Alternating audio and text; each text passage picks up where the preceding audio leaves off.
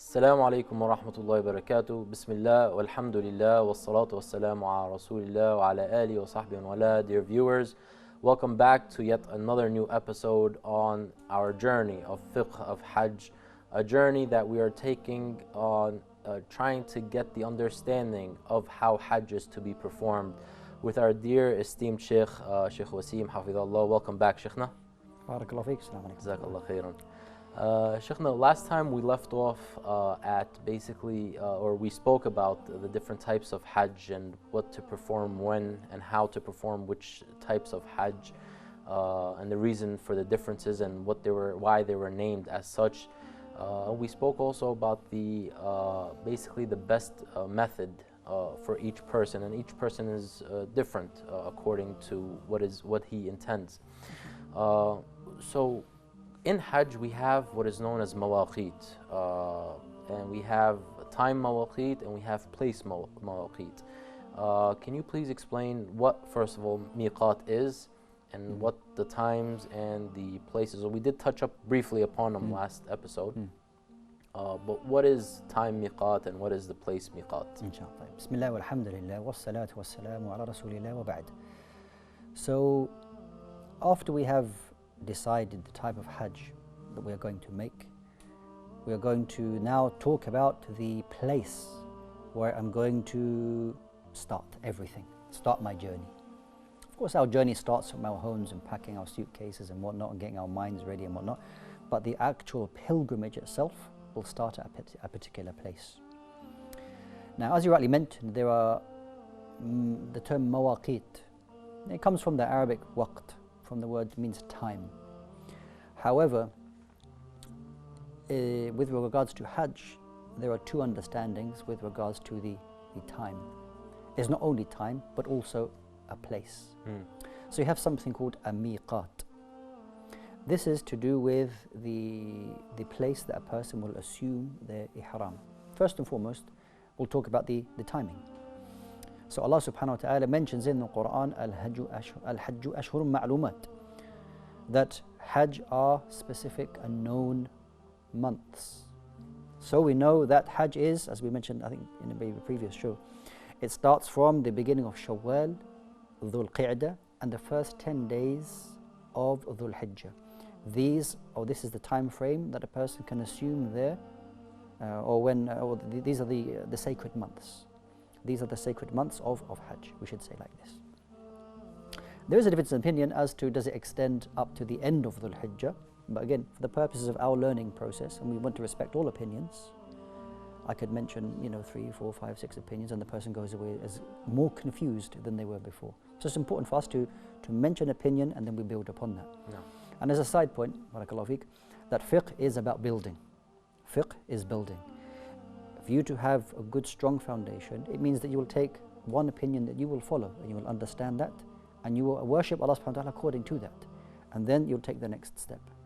Then after that, if you feel you're at a level where you can discuss evidences and you can discuss with scholars and imams to take things further, maybe we can look at something else. Okay, this is for another time, but our show here is to make things easy for the viewers, that when they undertake this journey inshallah ta'ala, things are made very simple for them bi'idhnillah. So the miqat or the mawaqit is two types, time and place. We're talking about the time now. So the miqat of the time, zamaniyya, as they say in Arabic, is the months of Shawwal and Dhul Qa'dah and the first 10 days of Dhul Hijjah. Okay, now we've got that out of the way. We're talking about now the place. So I know when I'm going to do it, I want to know where I'm going to do it. When and where. What is the where?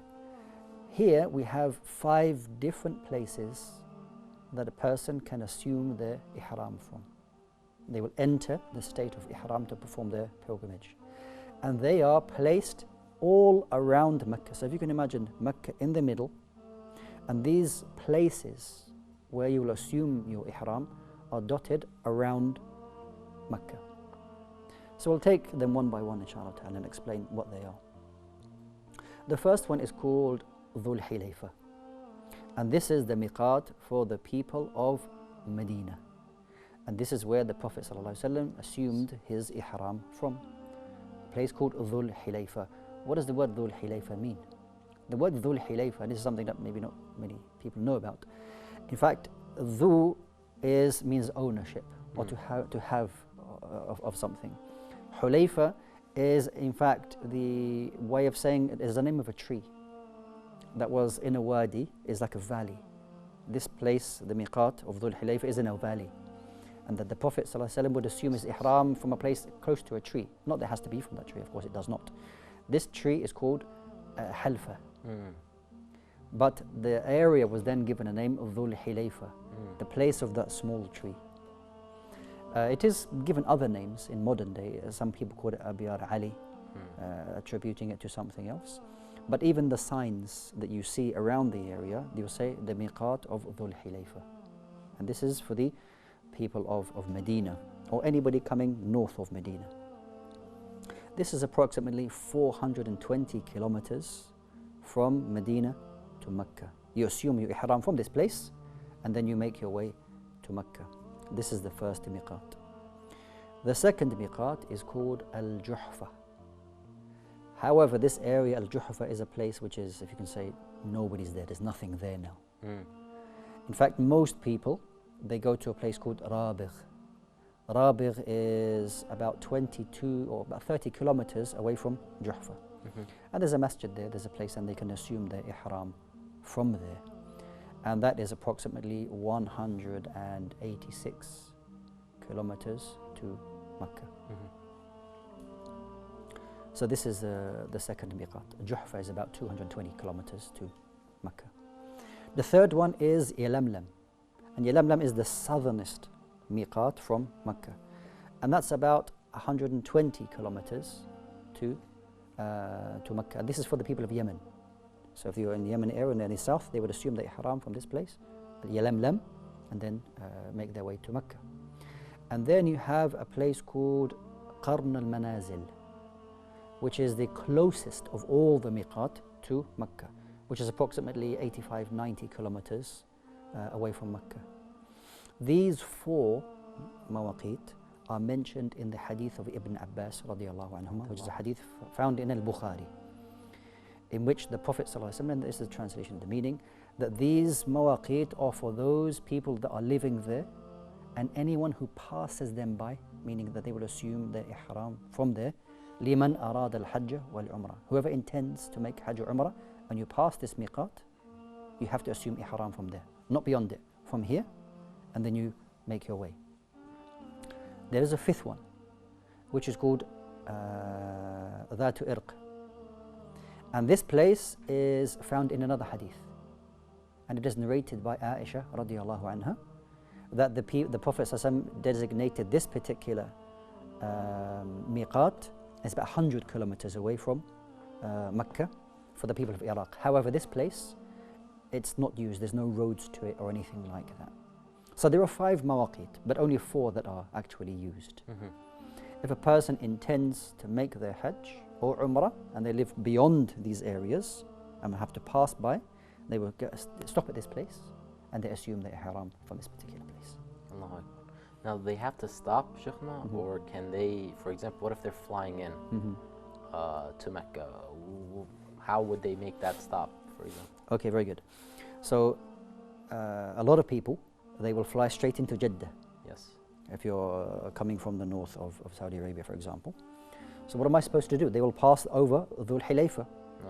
So the advice is that you're ready in the clothes, for the males that is, the white, the izar and the rida, the 2 white sheets. You're ready on the plane, ready. And you can ask the pilot when you're getting close to a particular area, when you should assume your ihram. If it's an airline which has that knowledge, they can inform you that you should assume your ihram from now. And then you can assume your ihram on the plane. If you're making Hajj or Umrah, you say Labbaik Umrah or Labbaik Hajj, whatever the case may be, and you can assume your ihram even when you're in the airplane. MashaAllah. So do these mawaqit, do they go by different names? I know we mentioned 1 or 2 of them, but do the other mawaqit have different names as well, or is it just those 2 miqats that have different names that we mentioned? Yeah, so Yalamlam is known as Yalamlam. It still remains the name for the people of Yemen. As for Juhfa, it is a place that nobody goes there anymore. There's nothing there for you to assume your ihram, as it were. So people go to a place called Rabigh. that place is, it has, it's still you can still assume your ihram from that place for the people of Sham and whatnot. That's a different place and has a different name.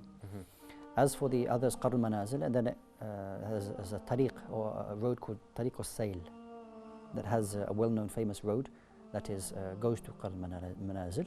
That's for on the people of Najd from Riyadh and those areas. They would pass by this particular miqat. So apart from those other two, the other miqats they have kept their names. No.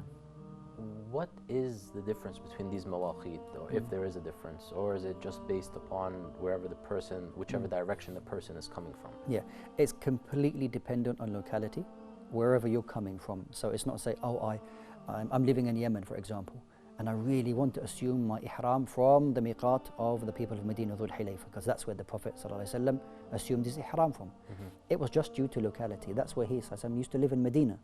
So there's no like fadila or virtue or blessing of Dhul Haleiwa or Abiyar Ali over the one in Yalamlam, of the south. Absolutely no virtue of one over the other. They're all the same. It's just depending on what direction that you are coming from. Now this is of course for the people who are living beyond. If you can imagine, Makkah is in the center, and then you can put dots where these particular mawaqit are, and you draw a line from each of them, okay? You'd have this kind of shape. Those people who are living beyond that, either you pass by the miqat itself, if it's easier for you to do, or let's say for example, I'm living in a place where I'm halfway between Qarr al-Manazil and Dhul Haleiwa. I'm kind of living in the middle. Do I have to go to this place? If I drew a line between those two places, I could assume my ihram from that. Don't go beyond that line. So from that line in the middle, I could assume my ihram from there, hypothetically. No. Okay? So this is how it works. It's not so you have to be at that place. As long as you don't go beyond that boundary, then you can assume your ihram from those places, wherever you are. MashaAllah. Jazakumullah khair, Shaykhna. Unfortunately, we have to take a break at this moment, but stay tuned. We will continue shortly after this short break, inshallah ta'ala. Until then. Assalamu alaikum wa rahmatullahi wa barakatuh. Dear viewers, welcome back. Shaykhna, we left off last time on the mawaqit and where do we start our state of ihram if we live past these miqats. But what if somebody is in Mecca at the time and he intends on Hajj, or one lives in Mecca at the time? Yeah. Does he have to go back out, or what's his situation? Sure. Okay. So we've spoken about those people who live outside the boundaries of these mawaqit, of these places where you assume ihram. There are two remaining types of people where they live. There are those people who live from the miqat and let's say another 100 kilometers, say Dhul Haleiwa, another 100 kilometers down the road in some small village or something like that. Are they required to go all the way back to Dhul Haleiwa or Abiyar Ali, assume the ihram and then come back for ihram? We'd say no. Anybody who lives within the perimeter of these mawaqit from where they are, then they will assume the ihram from where they live. As the Prophet said, whoever's duna dhalik min haythu ansha, that whoever person who is within these boundaries, then they assume the ihram from wherever they are. So you're not living in Makkah. Ahlul Makkah have a different ruling. But the people who live between the boundaries of the mawaqit and all the way up to Makkah, they assume the ihram from wherever they are. Okay. طيب. That's the second category of people. The third category of people is Ahlul Makkah themselves. Where do they assume their ihram from? The people of Makkah, they are required to go to the closest place of Hil. They are required to go to just outside, the closest place which is outside the Haram itself, and assume their ihram from that particular place. Why?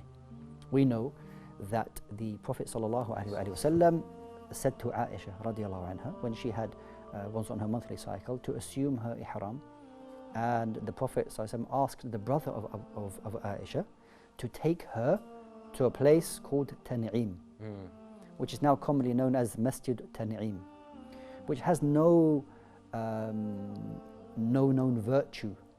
So a person, when they went to Mecca and says, oh, did you go and pray in Masjid Tan'im? As though there was some virtue. There's no virtue there. It's just a masjid, actually is outside the Haram itself. But there's a very, very beautiful masjid there, no? And you can go there. There are facilities for people to, for showering and to assume the ihram there and to come back in to perform their umrah. So the people of Makkah, they will leave Makkah. The closest place, or the easiest place, is to go to that area, Tan'im. It's also given a name as Masjid Aisha, as well as given that name as well. You can go there. You put your clothes of ihram on. You assume your ihram, and then you come back into the Haram itself, and you perform the pilgrimage that you intended. SubhanAllah. So there are actually, in reality, there are three categories that we're talking about. People who live outside the mawaqit, people who live inside the mawaqit but outside Mecca, Yes. and then there are those who live inside Mecca itself. That's correct. Exactly. What about the famous debate of that the Haram or anywhere in Mecca is the Haram? How does that fall? Yeah, that is the case. I mean, all of Mecca is considered Haram. We know in the sound hadith that the Prophet ﷺ said that the dua of Ibrahim alayhi salam was to make Makkah all Haram, and it was given to him by Allah subhanahu wa ta'ala. And I made dua to Allah subhanahu wa ta'ala to make Medina al-Haram. And likewise Medina is also al-Haram. So all of Makkah is and has boundaries. It has a very clear boundary as to what the Haram actually is. And as I mentioned, that if a person who lives in Makkah is from Ahlu Makkah, the people of Makkah, they're required to go to the outside of the Haram itself, assume the ihram from there, and then they can come in to perform their pilgrimage. MashaAllah. So that's with regards to the mawaqit al-makani, or the place miqat. Going back to the time miqat, we mentioned that we can go in Shawwal, we can go in Dhul Qa'dah, we can go at the first 10 days of Dhul Hijjah. But when can actually one start the Hajj itself? Very good question. Okay, so you have the months of Hajj, but it doesn't mean you can perform Hajj at any time during that, which is a very good question. So Hajj days themselves have actually set days. So you have starting on the 8th of Dhul Hijjah, which is known as the Yawm al-Tarwiyah, which inshallah ta'ala will explain in some detail a little bit later in some later shows. Yawm al-Tarwiyah. And we'll explain the meanings of all these names. We don't want to spoil that. We'll save that for later, inshallah. So the 8th day is called the Yawm al-Tarwiyah. Then the 9th day, which is called the day of Arafah, Yawm al-Arafah, that's the 9th. Then the 10th is called the day of the Yawm al-Nahar, the day of sacrifice. And then the remaining 2 or 3 days, depending on how long you stay, they are called Ayyam al-Tashriq. So if you count them all, 8, 9, 10, 11, 12, 13. Hajj is over 6 days. If you perform it to its fullest, the Hajj will be performed over those 6 days, inshallah. These are the actual Hajj. This is when you would actually perform the rites of Hajj during these days. And again, it's not because these are the 6 days, I'm going to miss the crowds and I want to maybe do the tawaf early and the sa'i early. No, you have to perform the acts on specified days. And this is how the Prophet taught us. Going back to the mawaqit, the times and the places, are these known to us by ijtihad, or are they known to us by Islamic law? Sure. So with regards to the timings, then this of course Nas al-Quran. This is something we find in the Quran without any doubt. Al-Hajj ashhurun ma'lumat, that the months of Hajj are specified and known. This is not something ijtihad. Somebody is using their own legal reasoning to extract some form of understanding. Okay? No, this is clear from the Quran. Similarly, the mawaqit or the makaniya, of the places, as we mentioned, the hadith of Ibn Abbas radiyallahu anhuma, in which the Prophet waqata lana, that the Messenger sallallahu alaihi wasallam determined where these mawaqit were, and there are 4 that are mentioned in this hadith, which is found in both Bukhari and Muslim. Again, it's not something that was determined by the ulama to say, right, yeah, the leg's a good distance there, that's a good, it's fairly distributed around Mecca. No, it was clearly identified to us by the Prophet sallallahu alaihi wasallam. And the 5th one, although it wasn't mentioned, is mentioned in hadith narrated by Aisha radiyallahu anha in Sunan al-Nasa'i. There's a hadithun sahih that the Prophet ﷺ determined all 5 mawaqit for us. So it's not ijtihad by people, but in fact it was by the Messenger ﷺ. Now we'll get into the details of ihram, right? What the person is intends or wears. But what is the ruling of a person to enter into the state of ihram within these mawaqit? Okay, so the ihram itself is one of the pillars of that pilgrimage. Entering into the state of ihram is one of the pillars of the pilgrimage. Meaning that if I don't enter ihram, I can't perform Hajj or Umrah. Quite simply, it's that important. As for the when you did it or where you did it, this is a different issue. There are some different rulings concerning that.